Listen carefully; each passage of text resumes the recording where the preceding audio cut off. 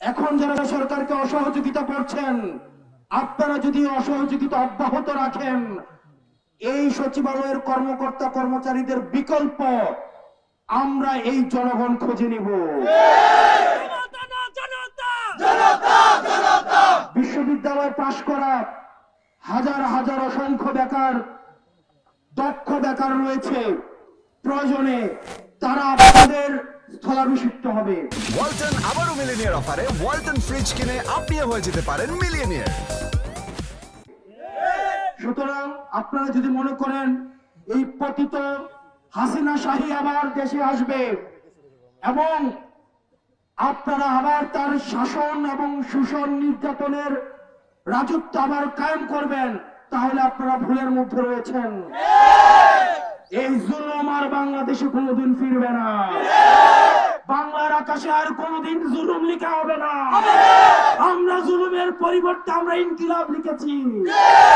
সুতরাং এখন যারা ষড়যন্ত্র করছেন, আপনাদেরকে হুঁশিয়ার করে দিচ্ছি, আপনারা জনতার কাতারে নেমে এসে এই অন্তর্বর্তীকালীন সরকারকে সহায়তা করার মধ্য দিয়ে বিচার, সংস্কার এবং নির্বাচনের দিকে এগিয়ে যান। প্রিয় বাঁশখালীবাসী, আমরা একটি সংকটকালীন সময় পার করছি। একই সাথে সাথে অনেক সমস্যা, তার সাথে সাথে অনেক সম্ভাবনার মধ্যে আমরা রয়েছি। আমাদের সম্ভাবনাগুলোকে আমরা ফোকাস করতে হবে। দীর্ঘ দেড় দশকের বেশি সময় ধরে আমরা শুধুমাত্র প্রতারিত হয়েছি। নির্যাতনকে বিগত ফ্যাসিস্ট সরকার নাম দিয়েছিল উন্নয়ন, অর্থনৈতিক লুটপাটকে নাম দিয়েছিল উন্নয়ন, গুম খুন হত্যাকে নাম দিয়েছিল উন্নয়ন, আয়নাঘরকে নাম দিয়েছিল উন্নয়ন, দাড়ি টুপিওয়ালা মানুষকে নির্যাতনের নাম দিয়েছিল সংস্কার। ধর্মীয় বিভেদ সৃষ্টি করে আমাদের দেশে অসাম্প্রদায়িক দেশ করার চক্রান্ত বারবার করা হয়েছে। আমরা যারা দেশপ্রেমিক, আপনারা যারা নাগরিক রয়েছেন, আপনাদের কাছে আহ্বান জানাবো, আমাদের দেশে সাম্প্রদায়িক সম্প্রীতির মাধ্যমে একটি সুখী সমৃদ্ধ বাংলাদেশ গড়ে তুলতে হবে। আপনাদেরকে মনে রাখতে হবে, যেই সরকার পালিয়ে গিয়েছে, যদি থাকার হতো এই সরকার কোনোদিন পালিয়ে যেত না। যেহেতু পালিয়ে গিয়েছে, এই সরকার আর কোনোদিন ফিরবে না। আমাদের যে বিদ্যমান রাজনৈতিক দলগুলো রয়েছে, আমাদের রাজনৈতিক দলগুলোর মধ্যে মত পার্থক্য থাকবে। আমরা ডায়লগ করব, আমাদের মধ্যে আলোচনা চলবে, আমাদের মধ্যে গঠনমূলক সমালোচনা চলবে। আমরা প্রেস কনফারেন্সের মধ্য দিয়ে, জনমত গঠনের মধ্য দিয়ে, সভা সমিতি করার মধ্য দিয়ে আমরা সেই বিষয়গুলোর গঠনমূলক সমালোচনা করব। কিন্তু আমরা দেখতে পাচ্ছি বিভিন্ন রাজনৈতিক পক্ষকে একটা পক্ষের বিপক্ষে আরেকটা পক্ষকে দাঁড় করিয়ে দেওয়ার একটা ষড়যন্ত্র করা হচ্ছে। আমরা গণমাধ্যমের প্রতি আহ্বান জানাবো, আপনারা বস্তুনিষ্ঠ সংবাদ প্রচার করার জন্য অখণ্ড, আংশিক, ঘটনা, প্রেক্ষাপট বিবর্জিত কোনো বক্তব্য প্রচারের মধ্য দিয়ে বিদ্যমান রাজনৈতিক দলগুলোর মধ্যে কোন ধরনের আপনারা এই সংকটকে আরো বেশি ঘনীভূত করবেন না। এখানে মিডিয়া যারা রয়েছেন, বাংলাদেশের মিডিয়া যারা রয়েছেন, আপনারা দীর্ঘ দেড় দশকের বেশি সময় ধরে হাসিনার অপরাধের বৈধতা উৎপাদন করেছেন, আপনারা অ্যাসালমের অপরাধের বৈধতা উৎপাদন করেছেন, আপনারা গুম খুন হত্যার বৈধতা উৎপাদন করেছেন, লক্ষ লক্ষ কোটি টাকা লুটপাটের বৈধতা উৎপাদন করেছেন, ধর্মীয় নিপীড়নের বৈধতা উৎপাদন করেছেন, ভারতীয় আগ্রাসনের বৈধতা উৎপাদন করেছেন। এখন এই তরুণ প্রজন্ম এবং এই যে শহীদ হয়েছে এবং আহত হয়েছে, তাদের দিকে তাকিয়ে এবং ভবিষ্যৎ বাংলাদেশ বিনির্মাণের লক্ষ্যে আপনাদের কাছে আহ্বান থাকবে বস্তুনিষ্ঠ সংবাদ পরিবেশন করার জন্য এবং আপনারা বাংলাদেশি সংবাদ মাধ্যম হিসেবে ভূমিকা পালন করার জন্য, বাংলাদেশ পন্থী সংবাদ মাধ্যম হিসেবে ভূমিকা পালন করার জন্য। প্রেক্ষাপট বিবর্জিত, আংশিক, খণ্ডিত বক্তব্য প্রচারের মধ্য দিয়ে আপনারা বিদ্যমান রাজনৈতিক দলগুলোর মধ্যে আপনারা বিভাজনের এই সংস্কৃতিকে আর আপনারা টেনে নিয়ে যাবেন না। প্রিয় বাঁশখালীবাসী, আমরা আজকে দেখেছি আপনাদের এই যে রাস্তাটা অনেক বেশি সংকীর্ণ।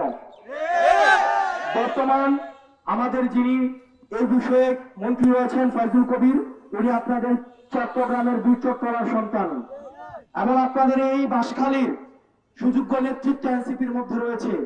আশাক ভাই রয়েছে, জুবাইর ভাই রয়েছে, মিশবা আপু রয়েছে, মানিক ভাই আছেন, ইমন শহীদ ভাই আছেন, সুজা ভাই রয়েছেন, অসংখ্য নেতৃত্ব চিটগং থেকে উঠে গিয়েছে।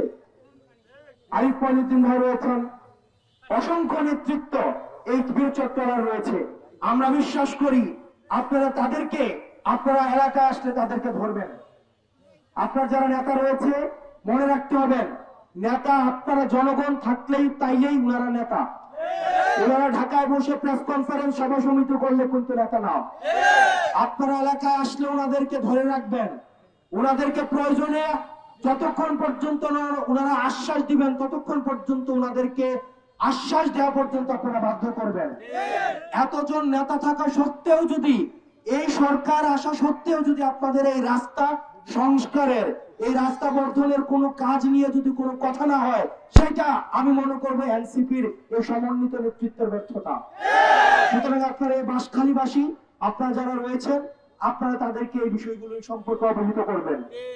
সর্বশেষ, আমরা এনসিপি প্রতিশ্রুতিবদ্ধ, আমরা একটি সুখী সমৃদ্ধ বৈষম্যহীন সাম্য মানবাধিকারের ভিত্তিতে, মানবিক মর্যাদার ভিত্তিতে একটা বাংলাদেশ গড়ার। আমাদের এই দেশের মধ্যে নানা মতের মানুষ থাকবে, নানা পথের মানুষ থাকবে, কিন্তু প্রত্যেকটা মানুষ তার সম্মান নিয়ে, নাগরিক মর্যাদা নিয়ে এই দেশে মাথা উঁচু করে বাস করবে।